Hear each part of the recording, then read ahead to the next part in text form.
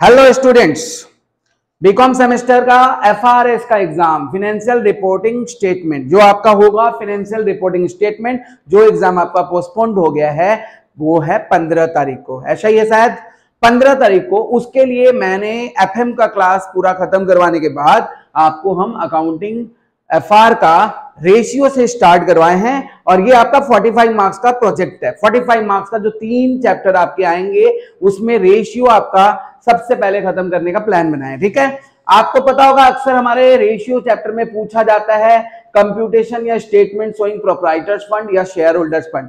ये आपका टाइप एक बहुत ज्यादा फ्रीक्वेंटली इस तरह के क्वेश्चन पूछे जाते हैं, computation of proprietors fund and share holders fund. इस चीज को कैलकुलेट कैसे करते हैं, देखिए ये पहले इसके बारे में हम लोग समझ लेते हैं। प्रोप्राइटर्स फंड और शेयर होल्डर्स फंड के दो अप्रोच होते हैं। एक अप्रोच होता है एसेट्स अप्रोच,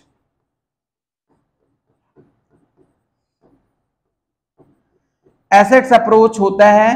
ये एसेट्स अप्रोच में क्या होता है कि आपके जितने भी फिक्स एसेट्स हैं, मैं थोड़ा शॉर्ट वर्ड यूज करूंगा यहाँ पे, शॉर्ट फॉर्म यूज करूंगा एफए फॉर फिक्स एसेट्स, और इसमें जो भी आपके करंट एसेट्स हैं और इसमें से करंट लायबिलिटीज को माइनस कर दीजिएगा, तो जो भी होगा वो प्रोप्राइटर्स फंड होगा। यह एसेट्स अप्रोच है। एक स्टेटमेंट बनाना है, उस स्टेटमेंट में फिक्स एसेट्स लिखने हैं, उस एसेट्स में करंट एसेट्स लिखने हैं, उस स्टेटमेंट में करंट लायबिलिटीज, ये दोनों को जोड़कर टोटल एसेट्स आएगा और उसमें से हम लोग लेस कर देंगे करंट लायबिलिटीज, तो आपका प्रोप्राइटर्स फंड बन जाएगा। और एक लायबिलिटी का अप्रोच होता है। लायबिलिटी के अप्रोच में क्या करते हैं हम लोग, इक्विटी शेयर कैपिटल निकालते हैं, कैलकुलेशन रेशियो से हम लोग फाइंड आउट करते हैं। इक्विटी शेयर कैपिटल को हम लोग करेंगे ऐड, इससे रिलेटेड एक प्रीफरेंस शेयर कैपिटल भी होता है, इन दोनों को शेयर कैपिटल कहते हैं। अगर जरूरत पड़े तो प्रीफरेंस शेयर कैपिटल भी आपके क्वेश्चन में अगर निकालने का जरूरत पड़े तो निकालेंगे। इसके बाद इसमें से रिजर्व एंड सरप्लस को ऐड कर देंगे और अगर क्वेश्चन में कोई फिक्सिशियस एसेट्स हो तो उसको लेस कर देंगे।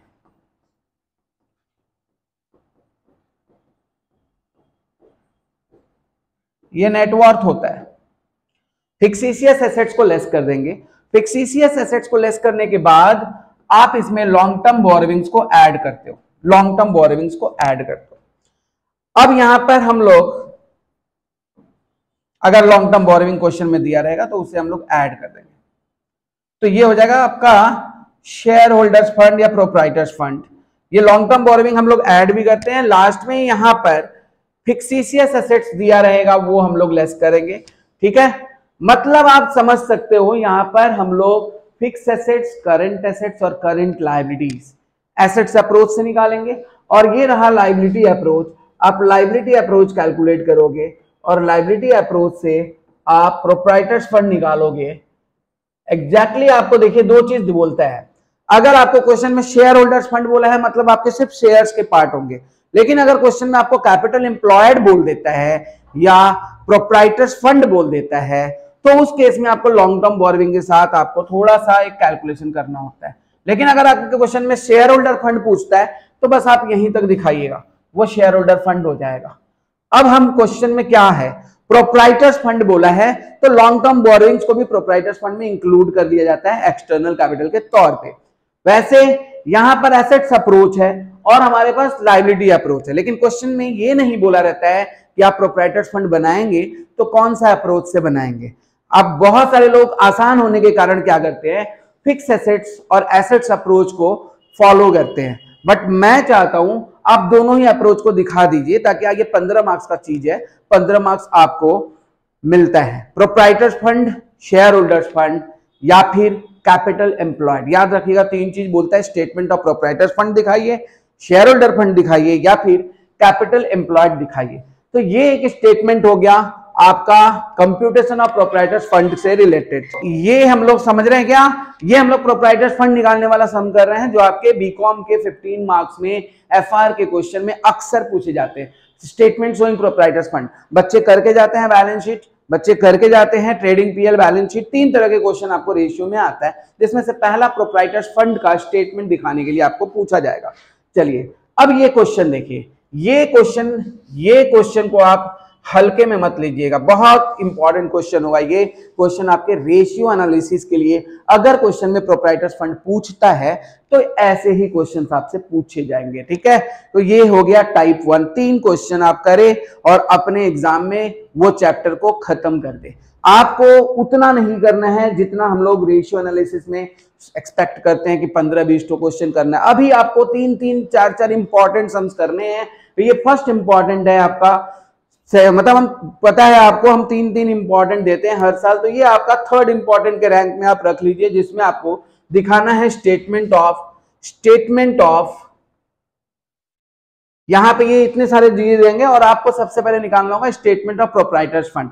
लेकिन भैया स्टेटमेंट बनाने के पहले आपको तो यहाँ पे मिसिंग फिगर कैलकुलेट करनी है ना, तो आपको यहाँ पे सबसे पहले क्या करना है, रेशियो के जितने भी चीजें हैं वो आपको एक्सट्रैक्ट करने हैं, लेकर आने, फाइंड आउट करने हैं। सबसे पहले आप देखिए यहां पर करंट रेशियो है 5/2, ये लिक्विड रेशियो है LR मतलब लिक्विड रेशियो, क्विक रेशियो या acid test ratio 3/2, FA to net worth मतलब फिक्स एसेट्स टू नेटवर्थ है 0.75। ये एक नया आया कैश पोजीशन रेशियो दे देगा, तो हम लोग इसके साथ क्या करेंगे मैं बताता हूं इसको क्या करेंगे। कैपिटल गियरिंग, ये भी नया चीज है। कैपिटल गियरिंग क्या होता है तो आपको बता दे, प्रेफरेंस शेयर कैपिटल और शेयर कैपिटल का दोनों का जो रेशियो होता है उसको कैपिटल गियरिंग कहते हैं। Reserve and surplus to equity share capital यहां पर 20% है और वर्किंग कैपिटल 90,000 है। मिल गया राहत का बात, जहां पे आपको मिले वर्किंग कैपिटल वहीं से हमारा यात्रा प्रारंभ होता है। तो यहां पर हम लोग शुरू करेंगे working capital is equal to 90,000।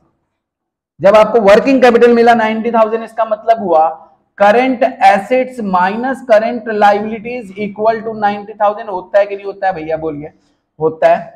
अब आपको current assets equal to 90,000 plus CL होता है कि नहीं होता है, बोलिए। ये सीएल को इधर कर देंगे साइड चेंज, तो साइन चेंज, साइड चेंज तो साइड चेंज, साइन आपका चेंज हो गया। ये सीएल जो इधर था अब इधर प्लस हो गया। अब जहां जहां हमें करंट एसेट्स के वर्ड दिखेंगे वहां पर हम ये लिख सकते हैं क्या 90,000 प्लस सीएल, बोलिए हाँ कि नहीं, लिख सकते हैं। अब हम लोग क्या करेंगे, करंट रेशियो का फॉर्मूला जो कि होता है CA/CL होता है ना, ये हम लोग पहले लिख दिए। अब करंट रेशियो आपके क्वेश्चन में कितना दिया था देखिए एक बार, 5/2 इक्वल टू, ये CA के जगह पे अभी मैंने क्या बोला, जहां जहां आपको CA दिखेगा वहां पर आप लिख सकते हैं क्या 90,000 प्लस CL। जी हाँ लिख सकते हैं 90,000 प्लस CL बाई CL। अब क्रॉस मल्टीप्लीकेशन करिए, 5CL equal to 1,80,000 plus 2CL। अब आप यहां पे क्या करेंगे, 3CL इक्वल टू 1,80,000। अब हम लोग क्या करेंगे, CL is equal to 60,000, 1,80,000 divided by 3 कर दिए। ये हमको करंट लायबिलिटी मिल गया। जब जैसे ही आपको करंट लायबिलिटी मिल गया ना, आप ऊपर वाले इक्वेशन में करंट एसेट्स का फार्मूला बैठा गया, यहाँ पे करंट एसेट्स भी फाइंड आउट कर दोगे। यहाँ पर करंट एसेट्स क्या हो जाएगा, 90,000 प्लस CL का वैल्यू इज 60,000। अभी हमको करंट एसेट्स भी मिल गया। चलिए दो चीज तो आप निकाल ही लोगे आपके क्वेश्चन पेपर में। ऐसा चीज रहता है कि ये वर्किंग कैपिटल से रिलेटेड ये चीज हर क्वेश्चन में हम लोग प्रैक्टिस करते हैं, तो 2-3 चीजें हम लोग आराम से निकाल पाएंगे। करंट एसेट्स टोटल कितना है, करंट लायबिलिटीज कितना है और इन्वेंट्री कितना है। तो यहां पर हम लोग करंट एसेट्स निकाल दिए। एक बार हम लोग यहाँ पे रुक जाते हैं, चेक करते हैं कि हम लोग सही कर रहे हैं कि नहीं कर रहे हैं। देखिए यहाँ आपके क्वेश्चन में क्या लिखा है ना, करंट रेशियो 5/2 है। करंट रेशियो 5/2 है। आपका करंट एसेट्स आया है 1.5 लाख का और करंट लायबिलिटी आया है 60,000 का। अब आप चेक करिए क्या हम लोग सही कर रहे हैं क्या। 3 के टेबल में ये 5 बार में, 3 के टेबल में ये 2 बार में, 5/2 आपका आया, मतलब आप सही जा रहे हो, बिल्कुल सही जा रहे हो। यहाँ पे आप देख लीजिए। अब आपको जाना है कहां पर, अब आपको जाना है, हम लोग 2 चीज निकाल चुके हैं, एक करंट एसेट्स और करंट लायबिलिटीज। अब देखिएगा आपको क्वेश्चन में लिक्विड रेशियो दिया है, ये देखिए लिक्विड रेशियो दिया है या क्विक रेशियो दिया है या फिर एसिड टेस्ट रेशियो दिया है। वो इसलिए दिया है ताकि आप स्टॉक निकाल पाएंगे। अब हम लोग लिखेंगे liquid ratio is equal to, question में क्या दिया है, liquid ratio is equal to, question में क्या दिया है, liquid ratio is equal to 3/2। 3/2 ये क्वेश्चन में दिया हुआ है 3/2। आप एक बार क्वेश्चन को ध्यान से देख लीजिए, ये लिक्विड रेशियो है, लिक्विड रेशियो 3/2 है, fix assets to net worth है 0.75, कैश पोजीशन रेशियो है। ये क्वेश्चन को हम लोग बार बार यहाँ पे लिख कर लेके आएंगे। यहाँ पर आपको लिक्विड रेशियो दिया है 3/2। अब देखिए आप 3/2 लिक्विड रेशियो का फॉर्मूला होता है CA माइनस स्टॉक, स्टॉक बोले तो inventory, divided by CL minus bank OD. ये तभी करेंगे जब हमारे क्वेश्चन में बैंक ओडी का जिक्र है तो। जरी है इस क्वेश्चन में बैंक ओडी है इसलिए मैं बैंक ओडी लिखा, नहीं रहता तो नहीं लिखता। 3/2। अब आपको करंट एसेट्स कितना मिला? 1.5 लाख का करंट एसेट्स मिला जी। स्टॉक तो आपको निकालना है, स्टॉक आपको निकालना है। करंट लायबिलिटी कितना है? करंट लायबिलिटी 60,000 है। बैंक ओवरड्राफ्ट कितना है? बैंक ओवरड्राफ्ट 20,000 है, इक्वल टू 3/2। अब इसको आप कैलकुलेशन करके देखिएगा, यहां पर आप कैलकुलेशन करिए 1,50,000 minus stock divided by 40,000 equal to 3/2। 1,50,000 minus stock equal to 1,20,000, 40,000 into 3 कर दिए, इसका इससे मल्टीप्लीकेशन, इसका इससे मल्टीप्लीकेशन, ठीक है। और अब स्टॉक आपके पास आ गया कितना? स्टॉक आ गया भाई 1,20,000 माइनस 1,50,000। देखिए मैं कोई भी स्टेप यहां पे चेक काट नहीं रहे हैं, हर स्टेप आपके पास है। Minus stock equal to minus 30,000, that means हमारे पास स्टॉक आ गया कितना का? स्टॉक आ गया आपके पास 30,000 का। अब आपके पास 30,000 का स्टॉक आ गया। अब इतना क्यों हम लोग तोड़ रहे हैं? क्योंकि जितना ज्यादा हो सके, आपको इतने सारे रेशियो दिए हैं, वो बेकार के नहीं दिए, आपसे सिर्फ पूछा जा रहा है कि आप इन्वेंट्री निकालिए। इन्वेंट्री निकालने के लिए लिक्विडेशन यहाँ पे दिया गया, और ठीक उसके नीचे देखिए लिखा हुआ है कैश पोजीशन रेशियो। तो इसका मतलब कैश कितना है ये निकालने के लिए कैश पोजीशन रेशियो दिया। अब हम लोग बात करें कैश पोजीशन रेशियो क्या होता है। कैश पोजीशन रेशियो मतलब टोटल एसेट्स में कैश का क्या पोजीशन है। क्वेश्चन में 1/15 दिया है। अब टोटल एसेट्स के लिए तो हमें चाहिए क्या? टोटल एसेट्स के लिए हमें चाहिए क्या भाई? टोटल एसेट्स के लिए हमें चाहिए क्या? टोटल एसेट्स के लिए हमें तो फिक्स एसेट्स अभी जरूरत है, जो कि आपको अभी निकालना है। अभी तो हम लोग सिर्फ स्टॉक ही निकाले हैं, तो फिक्स एसेट्स आप यहां पर कैलकुलेट करोगे ये वाला फॉर्मूला यूज करके, तब हम लोग कैश पोजीशन रेशियो में जाएंगे। एसेट्स टू नेट वर्थ, यहां से हम लोग निकालेंगे फिक्स एसेट्स कितने हैं। तो fix assets by net worth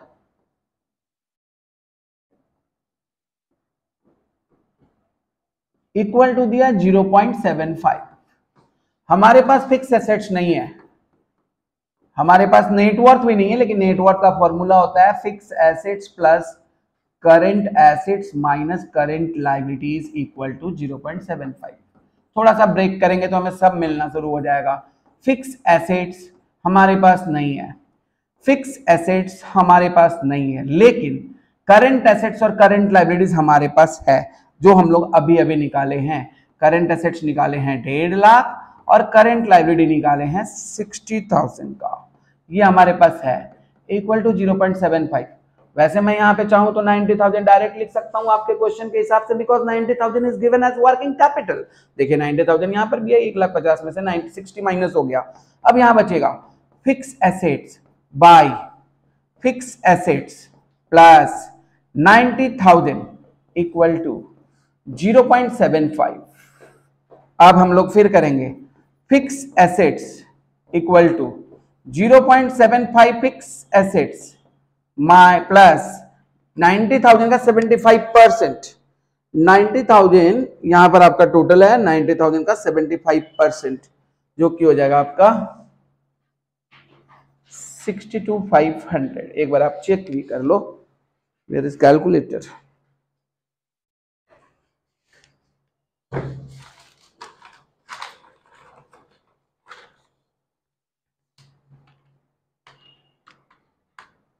$67,500, sorry भैया सॉरी, 67,500 यहां पर आ गया क्या? 67,500।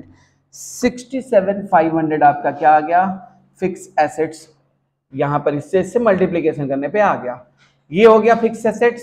हम लोग इसका इधर 1 है, इससे मल्टीप्लाई किए फिक्स एसेट्स हो गया, और इससे इसका मल्टीप्लाई किया और इससे इसका मल्टीप्लाई किया। ठीक है, याद रखिए दोनों से मल्टीप्लाई करेंगे। यहाँ पे थोड़ा सा गलती होता है, ध्यान रखिएगा। Minus 0.75 fix assets. क्यों भाई माइनस? क्योंकि साइड चेंज है, side change then sign change. तो यहाँ पे ये प्लस था, यहाँ माइनस हो गया, इक्वल टू कितना हुआ 67,500 इक्वल टू यहां पर बच गया 0.25 फिक्स एसेट्स। अब बोलो 0.25 कहां से बचेगा सर? क्योंकि यहाँ 1 रहता है, 1 में से 0.75 चला गया तो बचेगा कितना 0.25 फिक्स एसेट्स इक्वल टू 67,500। यहां पर कितना बचा fix assets equal to 67,500 by 0.25। अब आप शायद फिक्स एसेट्स टोटल निकाल सकते हो by 0.25। 2,70,000 is the value of fix assets. तब आपको पता चल गया 2,70,000 किसका वैल्यू है? फिक्स एसेट्स का वैल्यू है। तो नेट वर्थ का वैल्यू क्या होगा? नेट वर्थ का वैल्यू क्या होगा? नेट वर्थ का वैल्यू मतलब fix assets plus working capital. Fix assets आया 2,70,000 and working capital as given in the question is 90,000। Then total net worth is equal to 2,70,000 plus 90 is equal to 3,60,000। बोलिए sir ये net worth कहां से बीच में आ गया? ये net worth का मतलब ही होता है प्रोप्राइटर्स फंड या फिर शेयर होल्डर्स फंड। अब ये नेट वर्थ आपका कितना हो गया? 3,60,000 हो गया। अभी तो आप एसेट्स का बात कर रहे थे सर, एसेट्स का पूरा कैलकुलेशन हुआ नहीं, लायबिलिटी का कैलकुलेशन में आ गए, क्योंकि नेट वर्थ फिक्स एसेट्स और वर्क एक चीज है। अब भैया एसेट्स, टोटल एसेट्स और टोटल लायबिलिटीज बराबर होता है, तो बराबर होता है तो हम टोटल लायबिलिटी फाइंड करें या टोटल एसेट्स फाइंड करें, एक ही बात है। आपके इस क्वेश्चन में अभी हम लोग टोटल एसेट्स के बारे में ही बात करते हैं। हम लोग उसमें से फिक्स एसेट्स निकाल चुके हैं, करंट एसेट्स निकाल चुके हैं, और हम लोग एसेट्स को बंटवारा कर रहे हैं। तो जिस क्वेश्चन में लिखा हुआ है कैश पोजीशन रेशियो, तो कैश पोजीशन रेशियो जो दिया हुआ है ना आपका, वो इस क्वेश्चन में दिया हुआ है 1/15। अब कैश पोजीशन रेशियो का मतलब आप समझ गए। कैश पोजीशन रेशियो मतलब फिक्स एसेट्स है और करंट एसेट्स है, इन दोनों को जो जोड़कर होगा ना अमाउंट, उसका 1/15 अमाउंट होगा कैश। अब हम बताएं 1/15 अमाउंट होगा कैश। फिक्स एसेट्स अभी अभी आप निकाले हो 2,70,000 है। करंट एसेट्स भी हम लोग निकाले थे, करंट एसेट्स हम लोग निकाले थे 1,50,000 है। अब इन दोनों को जोड़ दीजिए, फिक्स एसेट्स और करंट एसेट्स दोनों को जोड़ दिए तो ये टोटल एसेट्स हो गया। तो टोटल एसेट्स का 1/15 हिस्सा हमारा कैश का है, तो ये हो गया कितना आपका 4,20,000। आई थिंक देख लीजिएगा आप लोग, 4,20,000 हो गया। 2,70,000 plus 1,50,000 by 15,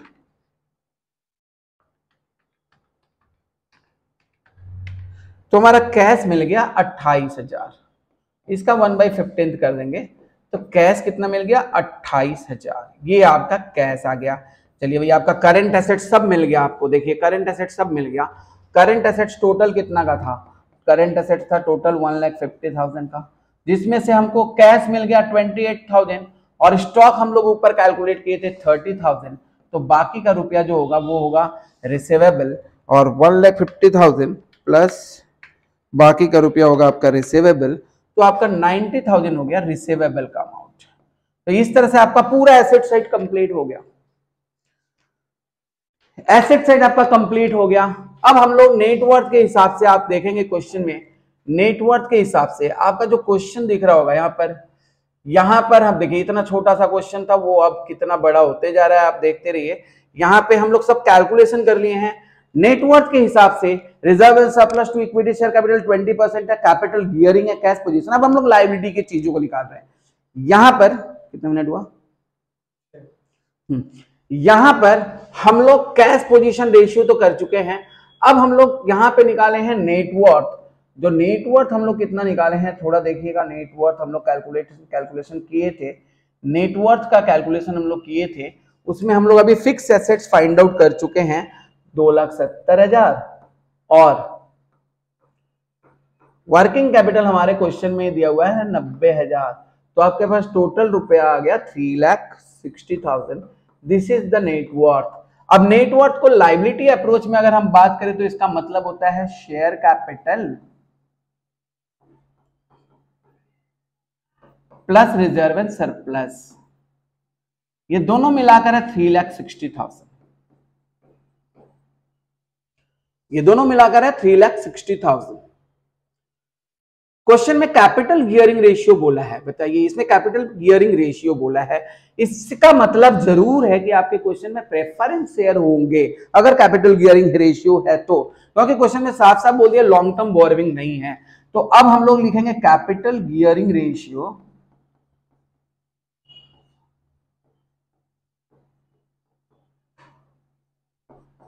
capital gearing ratio आपके क्वेश्चन में दिया हुआ है 2/1। अब एक बात बताएं, कैपिटल गियरिंग रेशियो का मतलब होता है प्रेफरेंस शेयर कैपिटल, थोड़ा शॉर्ट में लिख रहा है हम, देख लीजिएगा, divided by equity share capital equal to 2/1। यहां थोड़ा दीजिएगा, पीएससी मतलब preference share capital, equity share capital मतलब ईएससी लिख दिया हमने। अब ये दोनों मिलाकर 2:1 है और प्रोप्राइटर्स फंड आपके पास टोटल जो नेटवर्थ आया है ना, उसी को हम लोग प्रोप्राइटर फंड कहते हैं। नेटवर्थ जो आया है वो है 3,60,000। अब 3,60,000 में प्रीफरेंस शेयर कैपिटल कितने हो जाएंगे आप बताओगे? 3,60,000 का 2/3 दैट इज हो गया 2,40,000, ये प्रेफरेंस शेयर कैपिटल हो गया। और इक्विटी शेयर कैपिटल कितना हो जाएगा? तो इक्विटी शेयर कैपिटल हो जाएगा 3,60,000 का 1/3, तो ये कितना आ गया आपका 1,20,000। क्यों बांट दिए 2, 3 और 1, 3 में? क्योंकि प्रेफरेंस और इक्विटी शेयर का जो रेशियो है टोटल नेटवर्थ में वो है 2/1, इसीलिए इसको 2/3 और 1/3 में बांट दिए। साथ ही साथ ये भी बोला था reserve and surplus equity share capital में 20% है। अब रिजर्व एंड सरप्लस भी हम लोग यहाँ पे निकाल देते हैं। Reserve and surplus equal to 1,20,000 आपका टोटल इक्विटी शेयर कैपिटल है, जिसमें रिजर्व भी रहता है। ये इक्विटी शेयर फंड होता है, ये इक्विटी शेयर कैपिटल नहीं, इक्विटी शेयर फंड होता है। ये क्या होता है? इक्विटी शेयर फंड है ये, है ना। तो इस इक्विटी शेयर फंड में आपके इक्विटी शेयर कैपिटल भी रहते हैं और रिजर्व भी रहते हैं। तो इसका मतलब ये टोटल 20% आपका रिजर्व है और ये टोटल 120% है। इसका मतलब आपका रिजर्व जो निकला ना वो निकला आपका कितना? 1,20,000 इंटू 20/120, तो ये निकल गया आपका 20,000 रिजर्व है। तो शेयर कैपिटल कितना निकल गया? तो शेयर कैपिटल निकल गया 1,20,000, वो खुद था। 1,20,000 में से 20,000 आपका रिजर्व था, तो बचा कितना शेयर कैपिटल? 1,00,000 का शेयर कैपिटल बच गया। ये हो गया क्या? Share capital. अब आपको सब चीज मिल गया, आपको लायबिलिटी के भी सब कुछ मिल गए, आपको एसेट्स के भी सब कुछ मिल गए। अब आपको जब सब कुछ मिल गया ना, तो आपको बता देते हैं यहां पर आप जब स्टेटमेंट बनाओगे प्रोप्राइटर्स फंड का, तो इस तरह से फॉर्मेट बनाओगे। स्टेटमेंट बना रहे हो, कोई अकाउंट नहीं बना रहे हो, यहां पे लिखोगे statement of proprietors fund.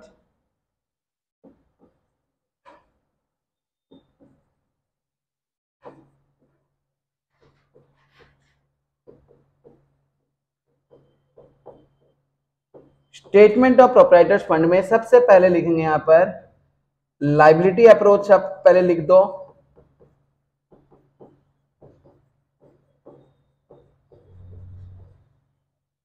Liability approach में आप लिखोगे पहले शेयर कैपिटल,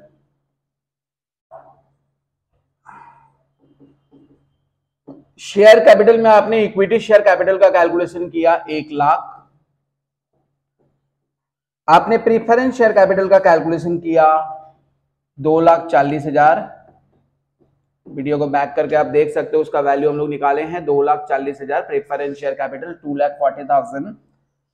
आपने रिजर्व एंड सरप्लस का कैलकुलेशन किया 20,000 और ये आपका टोटल आ गया 3,60,000। वैसे भी हम लोग नेटवर्थ निकाल चुके थे, आपको पहले ही आंसर पता चल गया था, net worth is equal to proprietors fund अगर लॉन्ग टर्म बोरोइंग्स नहीं होता है तो 3,60,000 आपका लायबिलिटी अप्रोच से आ गया।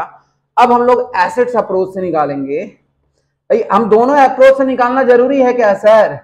एक ही अप्रोच से निकाल के दिखा सकते हैं क्या? जरूर दिखा सकते हैं, लेकिन उन लोगों का पेट नहीं भरेगा।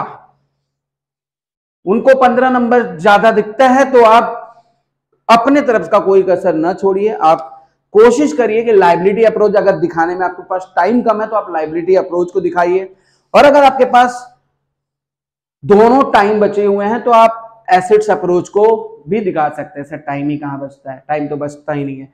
सही बात है, एसेट्स अप्रोच जो करेंगे हम लोग, आप कोई एक अप्रोच को भी दिखा सकते हो, लेकिन उसमें जरूरी है कि हम लोग को जितना चीज आपका रेशियो में दिया हुआ सबको स्प्लिट करके आपको वैल्यू निकालना। आप चाहे ये दिखा दो क्योंकि आपने ये निकाल कर दिखाया है, चाहे आप फिक्स एसेट्स लिखो। फिक्स एसेट्स आपने कैलकुलेट किया था, कहां सब चला गया? फिक्स एसेट्स हमने कैलकुलेट किया था 2,70,000 का, इसको हम लोगों ने स्प्लिट नहीं किया, ये हमारा 2,70,000 ही रहेगा। करंट एसेट्स मैंने स्प्लिट किया था।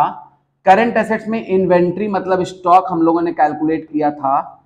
इन्वेंट्री कितना कैलकुलेट किया था? देखिए इन्वेंट्री हम लोग कैलकुलेट किए थे 30,000 का। इन्वेंट्री 30,000 का, जैसा कि मेरे को याद है। कैश एंड बैंक बैलेंस हम लोगों ने कैलकुलेट किया था 28,000 का, और आपका टोटल करेंट एसेट्स था आई थिंक कितना था? 1,20,000। कितना था? 1,20,000 ही था ना? देख लेते हैं एक बार। 1,20,000 करेंट एसेट्स आपका था। 1,50,000, तो 1,50,000 में से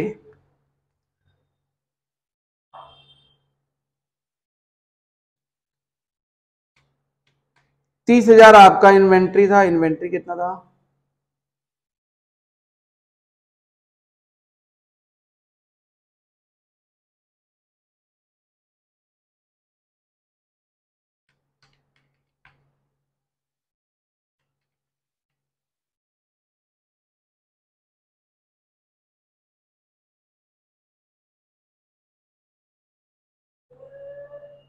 सॉरी, इन्वेंट्री था आपका, ये इन्वेंट्री था 30,000 और कैश एंड बैंक बैलेंस था इतना, और ये क्या था? रिसीवेबल्स। रिसीवेबल था टोटल 90, कितना था ये? 2 3 150 में से 30 गया और 28 गया, बचेगा 92। 92 150 150 और 270 हो गया 4,20,000। 4,20,000 में से आपको लेस करने हैं सिर्फ क्या? Less current liabilities. Current liabilities जो आपने कैलकुलेट किया था, करंट लायबिलिटीज जो आपने कैलकुलेट किया था 60,000। अब 60,000 टोटल करंट लायबिलिटीज था, तो 3,60,000 हो गया प्रोप्राइटर्स फंड एसेट्स अप्रोच से। ये हो गया प्रोप्राइटर्स फंड। तो इसी चीज को हम लोग प्रोप्राइटर्स फंड का स्टेटमेंट कहते हैं। समझ में आया?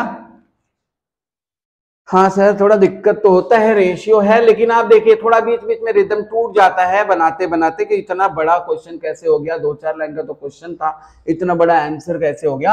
आप किसी एक ही अप्रोच को लेके कर सकते हो, लेकिन ये सब चीजें आप डायरेक्ट नहीं लिख सकते हो। जैसे आपने करंट एसेट्स लिख लिया, आप डायरेक्ट करंट एसेट्स लिख दो 1.5 लाख रुपया, रिसीवेबल निकाले ही नहीं, आप कैश इन हैंड निकाले ही नहीं, इन्वेंट्री निकाले नहीं, लिक्विड इश्यू का यूज ही नहीं किए, भाई वहां पे आपका चालाकी पकड़ा जाएगा और वो मार्क्स आपका डायरेक्ट आधा कर देगा। ऐसा नहीं कि मार्क्स देगा नहीं।